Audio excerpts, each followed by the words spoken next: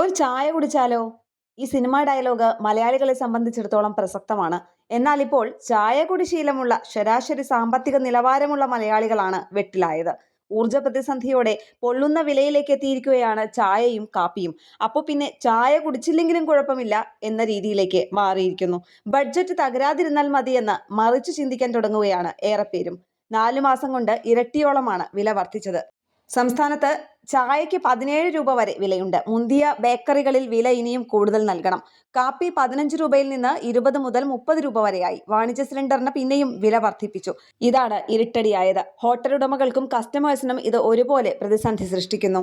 US Iran സംഘർഷം കൊണ്ടുണ്ടായ പാചകവാതക പ്രതിസന്ധി കൊണ്ട് 4 മാസം കൊണ്ട് ചായയ്ക്കും ഭക്ഷണ വിഭവങ്ങൾക്കും സാധാരണ ചായക്കടക്കാരൻ മുതൽ വൻകിട ഹോട്ടലുകൾ വരെ വില കൂട്ടാൻ നിർബന്ധിതരായിരിക്കുകയാണ്. വില കൂട്ടാതെ വേറെ നിവൃത്തിയില്ലെന്നാണ് ഹോട്ടലുടമകളും പറയുന്നത്. ന്യൂസ് ഡെസ്ക് കേരള പ്രണാമം.